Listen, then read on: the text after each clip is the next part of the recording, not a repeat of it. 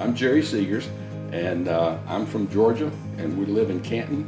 I've been here about 40 years, and this is my wife, Deb. We've been together about 5 years, and we live in a little out in the country with uphill both ways, trying to ride our bicycles.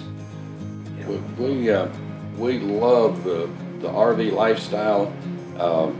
Our last big trip, we went to Alaska by way of the New Orleans. I-10. We went to the southern part of the U.S. New Orleans, Mexico, San Antonio. San Antonio, Big Bend country, and then up the coast into staying as far east as we could, and then going up to Alaska, and managed to make it all the way up to the Arctic Ocean, all the way up the Ice Trucker Road.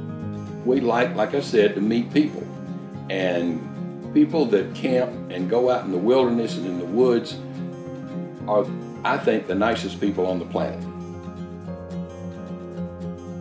The main thing that got us started is she observed actually that when we were on the road, we'd been carrying our regular 10-speeds with us, and we would go out on the road and we would ride them all the time. I mean, nearly every day when we were on the road. We'd get home, almost never ride them. And the reason we discovered was the fact that, like I said, it's uphill both ways from my house because of the hills and the valleys.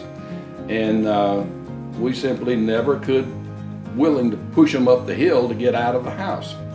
And so we got started looking for electric bicycles to be able to do that and be able to ride them around here. He has to tell you about one of your big selling points is the fact that his bike, it's the Galaxy, does not have a derailleur.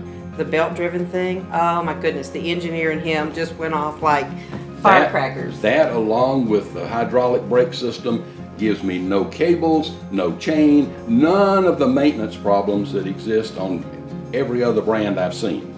And that is just a real plus for me, was the fact that we could get that, and the automatic transmission is an added delight to have that. On hers, while it doesn't have some of those features, it doesn't have a derailleur either. It's got a chain drive and single chain, and that's a lot easier to maintain. And I'm amazed that so far we have had no trouble after hauling them probably, what, 10,000 miles or more? We've put about 17,000 miles on the RV. With the bikes in the back, and we have not had any problems with things binding up, things not working.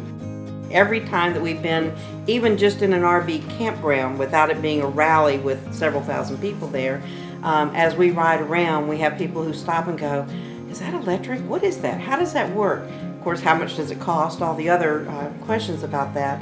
But they're interested because they're also out and seeing the U.S. or North America, and they want ways to go around without having to use the cars. And it makes it very nice, especially if there's lots of good bike trails and things at most of the campgrounds or near them. What we do is we drive the motorhome to as far as the big old motorhome can go. It's about 15 tons, so there's lots of places you can't drive it. Then we take the Jeep and go as far up in the woods as we can, and then we go ride the bicycles for the rest of the time. And it allows you to get out and away from the world, so that you get to see what the rest of this country is like. I'm a people watcher, and I like to meet people. And so the bike has allowed us to do that because we've got a lot more range. And when we're in the Perry Rally, for example, which is the last big rally we went to, there were about 3,000 motorhomes there. And we rode the bike up to the restaurant about 2.5 miles, 3 miles down the road. And everybody at the restaurant wants to know, well, how'd you get here? What, I mean, they drove their car, couldn't find a parking place.